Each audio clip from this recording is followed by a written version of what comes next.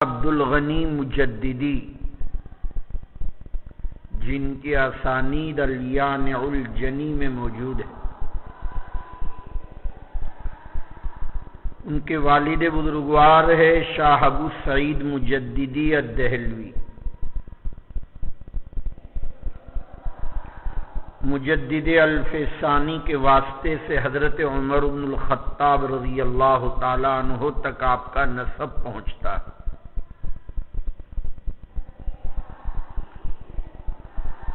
شاہ عبدالغنی مجددی کے والد بزرگوار ابو سعید مجددی بھی ہماری سند میں ہے، اس لیے کہ عبدالغنی مجددی نے جہاں شاہ اسحاق صاحب سے پڑھا ہے وہاں اپنے والد سے بھی پڑھا ہے. ان کے والد ابو سعید مجددی مشائخ نقشبندیہ میں سے، ولادت 1196 میں ہے ذی قعدہ میں.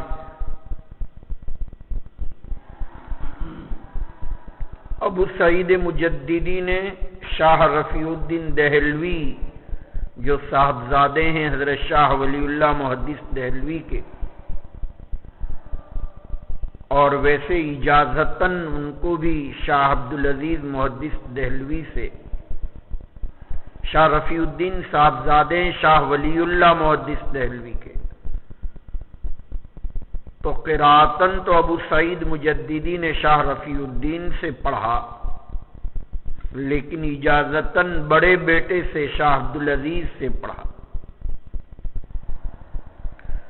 ابو سعید مجددی کا انتقال راجستھان میں ٹونک کے اندر ہوا 1250 میں، لیکن نعش کو منتقل کر کے دہلی لے گئے اور تدفین وہیں ہوئی.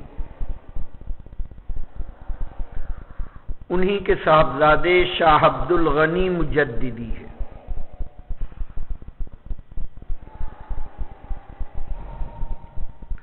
شاہ عبدالغنی مجددی کی ولادت شعبان 1235 میں دہلی میں ہوئی. اپنے والد سے بھی استفادہ کیا اور شاہ اسحاق صاحب دہلوی سے بھی. اپنے والد سے موطا محمد اور مشکات المصابیح پڑھی.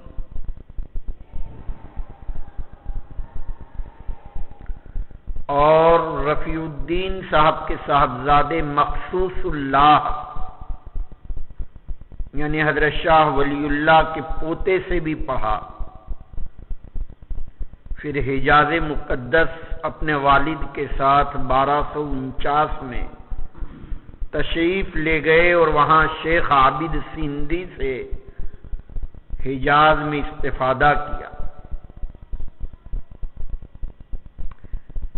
شاہ عبدالغنی مجددی کے تلامذہ میں امامنا نانوتوی، امامنا گنگوہی، مولانا یعقوب نانوتوی بھی.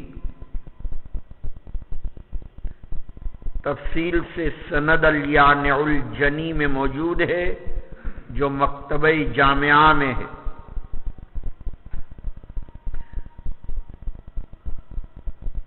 اٹھارہ سو 57 کے حالات، یہ شاملی کے میدان کے جن حالات کی بنا پر مسلمانوں کا جہاں بہت نقصان ہوا، وہاں شاہ عبدالغنی مجددی کی درسگاہ علم الحدیث بھی ختم ہو گئی، جہاں سے مولانا نانوتوی اور مولانا رشید احمد گنگوہی نے استفادہ کیا تھا. تو پھر ہجرت کر کے آپ تشریف لے گئے مدینہ منورہ، اور وہیں آپ کا انتقال ہوا 1296 میں محرم الحرام میں. آپ کا حاشیہ انجاہ الحاجہ ابن ماجہ پر ہے.